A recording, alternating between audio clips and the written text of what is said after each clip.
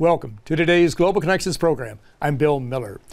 It seems as though every day we read more and more about how the oceans are deteriorating, the fish supplies are being overfished, we have invasive species entering from various parts of the world and other parts of the world. These are serious problems that can affect our livelihood and can certainly affect the health of the planet. My guest today is someone who's dealt with this issue for many years and is an expert, and we're going to find out what we can do to overcome these problems. My guest today is Mr. Andrew Hudson. Mr. Hudson heads the UN Development Program's Water and Ocean Governance Program in the Bureau for Policy and Program Support. Prior to joining the UN Development Program, Mr. Hudson was Executive Director of the Center for Field Research at Earthwatch. Andy Hudson, welcome to today's Global Connections program. Thank you, Bill. It's a pleasure to be back here. Yes, right. You know, we could do this every week probably because the oceans are so important to us, and there's a lot going on in that area. But before we get into that, just a little overview. What is UNDP, the UN Development Program? What's its main mission? Yeah, so UN Development Program, it's a UN agency, one of the sister UN system agencies. Its overall mandate is poverty reduction and socioeconomic development. And of course, within that framework, a key ingredient of both poverty reduction and sustainable development is a healthy environment. You cannot grow your economies if you don't have healthy land, water, ocean resources. So as a major portion of our work at UNDP, we do a lot of environment work actually to help countries manage their natural resources more sustainably, and in particular poorer countries where a much higher proportion of the population depends on a healthy natural resource space, whether it's for agriculture, fishing, and so forth. So that's sort of the fit of our work. It's a good fit, right? And our viewers can go to your website at www.undp.org/water to get more information about what we're talking about today. Yes. Let's talk about, well, what's the state of the oceans? Let's just, we haven't talked about this for about 2 years. Overall, we're going to get into the specifics as we go along, but is the picture improving? Is it getting better? Is it getting worse? I know there's a lot being done to try to make it better. Right. So there are some bright lights on the horizon, absolutely. It's been even progress in the years since maybe we last spoke. You know, the 5 kind of key issues you'd identify for the ocean, habitat loss from corals, mangroves, seagrasses, overfishing, something like 30% of the world's fish stocks are considered overfished or overexploited. Pollution, in particular nutrient pollution, but now rising quickly in the agenda quite appropriately is plastics pollution, and we can touch on that perhaps. You mentioned invasive species, still a big issue, but a big success there. One of the main vectors that transfers invasive aquatic species around the Earth are big ships, container ships, other bulk carrying ships, and the ballast water they carry that stabilizes the ship. And those ships, of course, carry thousands of tons of water from one side of the planet to the other, and in certain cases they will release organisms that can establish themselves and become invasives, and actually in some cases can wreak huge havoc on not only the ecosystem but the economies, and the livelihood. So that's a huge issue. The good news there is the world about 1.5 years ago finished the final ratification stage for a new convention that requires ships to treat their ballast water up to very high standards so that the risk of introducing species is dramatically reduced. So that's a huge victory for the ocean, and that'll really kick in the coming years as more and more ships are required to, are obligated to put in these ballast water treatment systems.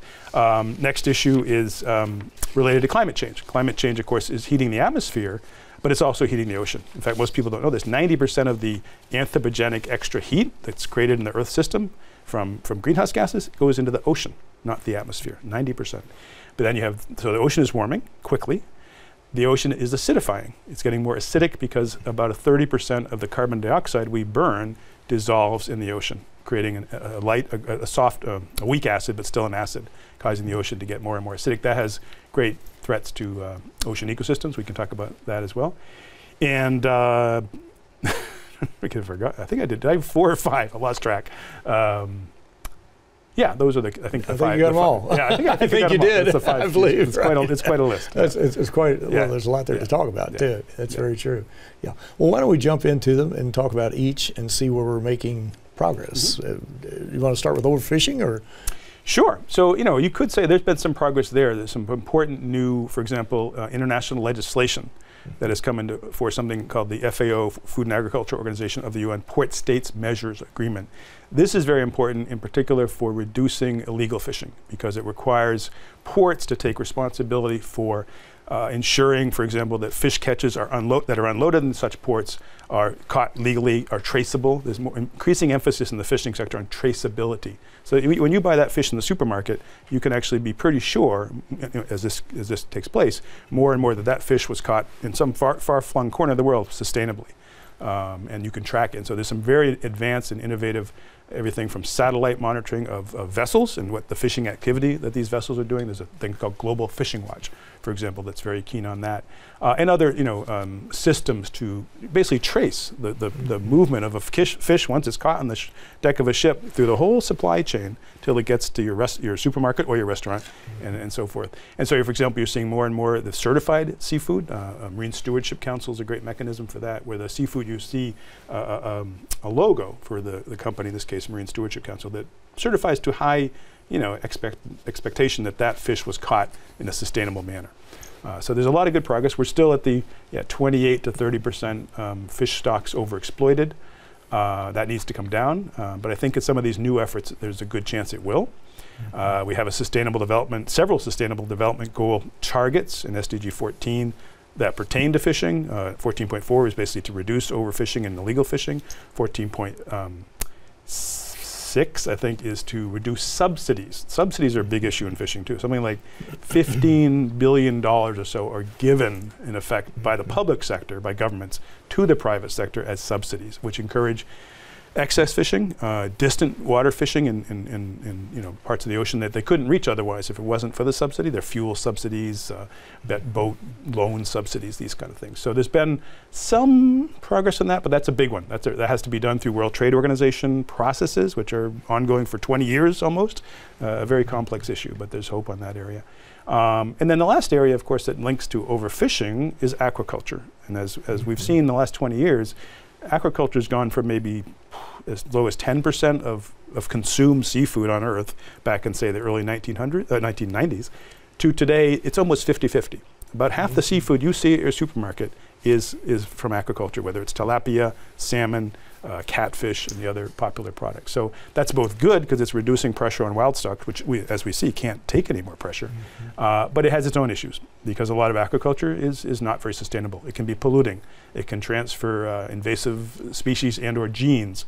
It can serve to reduce the gene pool, meaning the biodiversity of the cultured organism, which can weaken local stocks when a fish escapes, for example. So that's a big challenge, but we have to get aquaculture right? Because as I said, it's half the seafood we consume now is farmed seafood. Are there any projections on what it will be 10 or 15 years from now? Because that's a huge increase. In fact, the fish supplies don't appear to be increasing that much, as I can tell. Maybe they are, and I don't know that. Yeah, I mean, wild catch has literally been flat, almost literally flat, for over 30 years at about 85 million tons per year. As I said, and now a portion of that goes to feed, to make feed. Maybe, I don't know the exact number, 15 or 20 million tons, a lot. And then the rest is consumed. And so the consumed, say 45, 50 million is roughly balanced by the cultured. And yeah, if you look at the compound growth rate of aquaculture, it's on the order of 7 or 8% for 30 years or so. That kind of compounding is a staggering rate. And so I think the World Bank did a study, by 2030, you're probably looking at 60% of our consumed seafood is from aquaculture. So it is good that you could argue the pressure on wild stocks can be, at worst, maintained and hopefully even reduced. The beauty also with wild stocks, if we do reduce pressure on stocks, they can in many cases recover and rebound and actually grow to the levels they might have been at before very exploitative, very intense fishing had occurred. So in the longer run, if you let fish stocks recover, you can actually, in the longer run, possibly harvest more from that larger biomass of fish that you can deliver. But it takes a long time to do that. Exactly. Yeah. And of course, as we see people in various areas of the world who become more middle income, they're going to have more capital to spend. They're going to want to have better food and that type of thing. So they're going to be wanting this. Plus, we see population increase. We see the populations going up. And I think the UN by 2050 has predicted something like 9.5 billion, 9 to 10 billion people. And we're at 7.4 billion right now. So we're going to have another bump. Those are huge drivers, both per capita. Indeed, per capita consumption of fish has increased with wealth, for sure, and changing taste and so forth. And yeah, as I said, the sort of flatness in the wild catch has only been dramatically offset by the very rapid growth in aquaculture now. So I think cumulatively there are about 140 million metric tons a year are basically supplying the world with seafood and meeting that extra demand and population. Exactly, right, yeah. Well, how about invasive species? When I hear of invasive species, I always think of the big catfish that came from perhaps Asia that are in Lake Erie or something like that. Maybe the wrong lake, or some invasive species from North America that went overseas. But what is the situation on that? Or you mentioned that the situation might be improving a little bit there. Yeah, the expectation is it will improve because under these new legal mandate under the International Maritime Organization's Ballast Water Convention, ships are required, large ships that carry ballast water are required to both do certain management measures, such as washing their ballast water, rinsing it out in the open ocean, where the risks of invasions are very small, and even more importantly, treating it with systems that basically destroy the microorganisms that may be carried in the ballast water. And they have to reach a very high level of sort of effectiveness, efficiency to qualify. And you're talking, I think the net price tag on the ballast water of the shipping industry of installing these ballast water systems is about $35 billion. It's a big amount of money. Yet in the end, the industry did not, I would say, vigorously fight this new legislation, because one of the things it did is it leveled the playing field. Because a ship going into Australia, Europe, the US might all see different regulations. And that kind of sent very confusing messages to ships and made it difficult for them. So they actually do, as the private sector usually does, they welcomed a more level playing field, especially for a global industry. So I think there's no question as the convention kicks in, more and more ships meet their obligations under the convention, install these systems, you will see, in the long run, a reduction in the rate of these invasions and the associated. At one point, one of our projects, UNDP projects with IMO, estimated the annual economic damages from invasive species from ballast water was about $100 billion a year. So it's a non-trivial issue, both for economies but also for livelihoods, people's whose livelihoods can be disrupted. For example, the Caspian Sea, the comb jellyfish came in from the Great Lakes of the US, came over somehow through ballast water. And that was devastating to the Caspian Sea kilka fishery, and that hurt a lot of not wealthy fishermen in Iran and other places along the Caspian Sea. So there's a lot of important gains being made. Well, there certainly are. Well, you're watching Global Connections Television, which is a privately funded, independently produced program. The opinions expressed on Global Connections Television are solely those of the moderator and his guests. We would invite our viewers to go to our website at www.globalconnectionstelevision.com to view previous programs. Also, if you're involved with any type of media outlet, be it a PBS or community access television station, or perhaps an educational institution that has an intra-campus television hookup, or you have a website and you like our shows, please feel free to download them. Global Connections Television is provided at no cost as a public service to help us better understand international issues. Today we're looking at the oceans and how important they are to the livelihood of virtually everybody on the planet. All the species on the planet are dependent to the oceans to a large degree, and our guest today is an expert in this area, Mr. Andrew Hudson. Mr. Hudson heads the UN Development Program's Water and Ocean Governance Program in its Bureau for Policy and Program Support.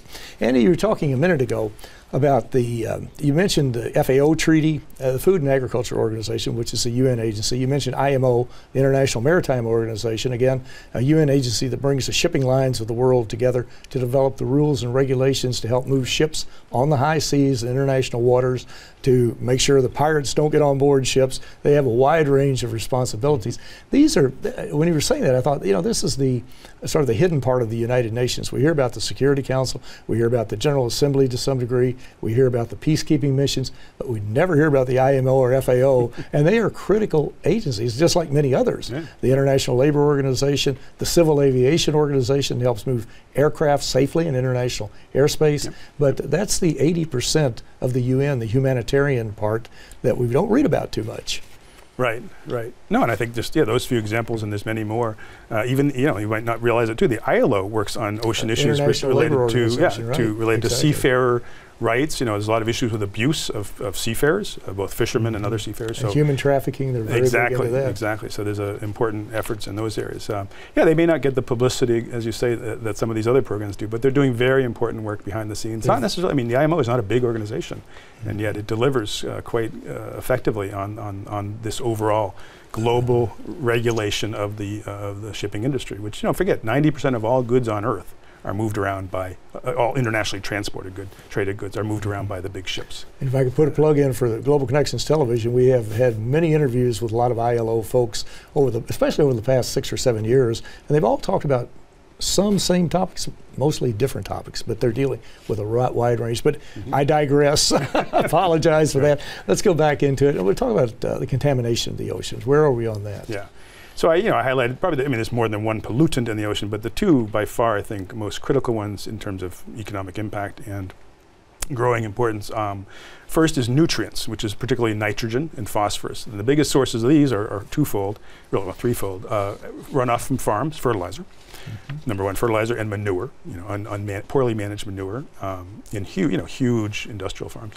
And sewage that's untreated or poorly treated. And that's it's estimated probably 80% of the sewage in the whole world is untreated, discharged either into rivers or directly into the ocean. 80%? 80%, yeah. That is frightening. It is. And so what happens is you get this, in effect, excess or additional nitrogen put into the coastal waters. Plankton, nitrogen is their number one food critical ingredient, and so they love it. They explode, and that's the problem. They bloom and create these green patches. You might see these on ponds locally, but they happen in the ocean too. And the bloom is so excessive, and the excess growth of the plankton so excessive. The plankton, like any normal organism, they have a life cycle. They die, and then the plankton settle, and there's so much of them. As they settle, they're consumed basically by bacteria. Those bacteria use oxygen.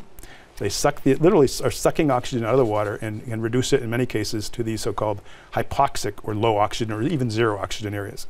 So nowadays we know UNEP has done really good work over the years. There's at least 500 of these hypoxic zones around the world, scattered around the continents. And so obviously the challenge is to find ways to minimize and reduce the excess nitrogen that's getting into the coastal ocean through improved management of fertilizer, of manure, and of course bringing in sewage treatment systems around the world. So that's a multi-trillion-dollar challenge. It's a huge, huge challenge. It's one of the SDGs. SDG 14.1 is to reduce pollution. So that's number one, and there's a long way to go on that one, quite frankly. Although we can argue in the UNDP, for example, we had a 20-year partnership with Danube and the Black Sea countries and ended up collectively reducing the nutrient loads to the Black Sea that actually reversed the hypoxic zone of the Black Sea. One of the first ever to be reversed in the world. So it shows, with the right collective effort and a lot of financial investment, like billions of dollars, these kinds of problems can be solved. Number two, and I think everyone knows about this, of course, now, is ocean plastics. Right. Yeah, we know very well the world produces 300 to 400 million tons of plastic every year, growing, very rapidly over many years. Of that, we estimate some between 8 to 20 million metric tons per year is getting in the ocean and showing up as we see it on beaches, in the ocean itself, in these huge so-called garbage patches you see in the Pacific, but as well as the Atlantic and the Indian. It's about this whole issue, which is often being called circular economy now. We need obviously to find ways not that our plastic doesn't go from our, wastebasket to a landfill, get blown off the landfill into a river, into the ocean. We know rivers are probably anywhere from 1 to 3 or 4 million of those 8 to 20 million tons. So they're an important vector. But as are poorly managed waste in coastal cities. So this is all about the so-called circular economy, finding ways to incentivize both consumers and producers of plastic, particularly single-use plastics, big part of the problem, no surprise. Of getting into the environment and in many cases into the ocean. So that's things like, you have things like container deposit laws, which incentivize people, they get a nickel back or a dime back, or even in Europe, some cases 25 cents back when they return that container deposit single-use bottle. So those things work, they're proven mechanisms. You look in the developing world, negligible, almost none. So there's great opportunities to bring some of these proven tools in that respect. The European Union being very aggressive on this respect. I mean, it already had very strong policies, but even being more aggressive now, trying to bring in, obviously, recovery, reuse, and recycling for plastics. So that's one of our major challenges now. We're working on it. Other agencies are working on it as well. It certainly is. Yeah. And it seems we're reading more and more articles by scientists who are saying that within a very short time frame, 10 or 15 years, that the plastics are there will be more weight in these gyres where the ocean currents come together and all the plastic islands form. Right. I think there are 5 of them around the world. Right. But anyway, that would be more weight than all the fish in the ocean. Yeah, people have done that calculation. I've played with those numbers. It's sort of possible, like a worst case scenario, of fisheries continuing to be overfished, right? Not as many of them, and plastic continuing to increase. You know, actually, I would consider a worse number. Guess how much the plastic we've produced on Earth, most of which, pretty much almost all of it, except that's been incinerated, which is a small fraction, maybe 10%. How much that outweighs human beings? Oh, tenfold. Tenfold. Yeah, I would imagine. That to me is a more disturbing statistic. The plastic is. outweighs us by tenfold, and yeah, again, a lot of it's in the environment, in the ocean, and so forth. So yeah, there's a lot has to be done in this area for sure. Well, the last one of things are habitat loss. What is happening in that particular area? We see that the beaches are being eroded. The climate is changing. There's no doubt about that. We're under siege with climate change and cyclones and tornadoes and just a variety of other things that are taking place. But what is the current status of how well we're dealing as far as habitat loss? Yeah, so the big three, you know, it's not the only three, but certainly coral reefs are a key habitat, not only for many of the marine species. They're one of the highest biodiversity locations, both fish, but coral species, other invertebrate species that depend on the reefs. They've been in decline now for decades for a whole range of reasons: pressures, overfishing, and now climate change. Ocean acidification, warming. Warming is devastating to climate to coral reefs. They causes the bleaching, the coral bleaching. So that's a huge issue. You may have seen the newest IPCC, the Intergovernmental Panel on Climate Change report, basically said that in the 1.5 degree scenario, which is becoming increasingly challenging to achieve, of climate change, limiting climate change, I think we lose something like 40 to 50% of coral reefs. So not good, but in the 2 degree scenario, it was 99%. So just that little half degree apparently can be that different. It's basically elimination. Basically destroyed. Yeah, it's horrible. So that just underscores the critical importance of countries meeting their obligations under this Paris Agreement. Their intended nationally determined contributions, which collectively, if you add them up, they deliver, I think, a 3 degree increase temperature. We need 2, or if possible, 1.5%. So there's a lot of really bold action is still required in the climate agenda. Then the other kind of key habitats, seagrasses and mangroves, important coastal habitats, in particular mangroves. They protect the coast from storm surges. For example, you lose those seagrasses, you may not have the protection from a tsunami, from a hurricane or a typhoon storm surge. So they're very important. And of course, very important habitat for animals, for reproduction, for breeding, for feeding, et cetera, et cetera. I don't have the numbers right. Yeah, but we've lost at least 30% of our mangroves and maybe comparable 10, 15, 20% of our seagrass beds, which are mainly in tropical areas, both of them.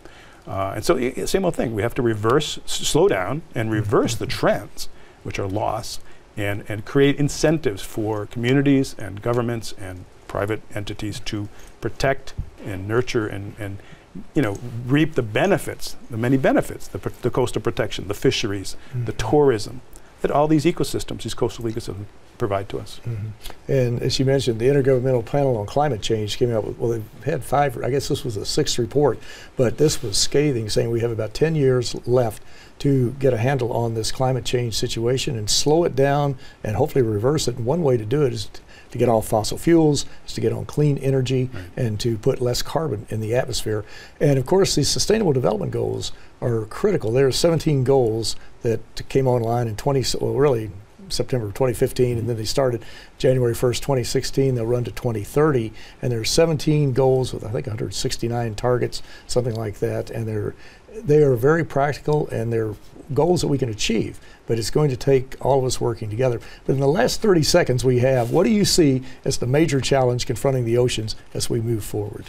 Well, in fact, what you just said, really climate change is in some ways the most overriding challenge, because it drives 3 negative ocean processes: ocean acidification, which I mentioned, which literally threatens the basic integrity of many marine ecosystems, their entire functioning at the most fundamental level. Number 2, ocean warming, of course, causing the coral bleaching, but other effects causes stratification, more layering of the ocean surface, which means less mixing with the deeper layers, which bring up the nutrients that these ecosystems need, number 2. And then lastly, warm water holds less oxygen. So the ocean is actually deoxygenating again, it may be one of the fastest rates in recent geological history, and that, of course, it can have enormous ramifications. But Andy, I want to thank you so very much for bringing us up to date on this very important topic, and we'll have to get you back a little sooner than every 2 years. But my pleasure. But Andy Hudson, thanks for a very interesting and very informative program. Thank you, Bill. Thank you. I'm Bill Miller. Thank you for joining us today on Global Connections Television.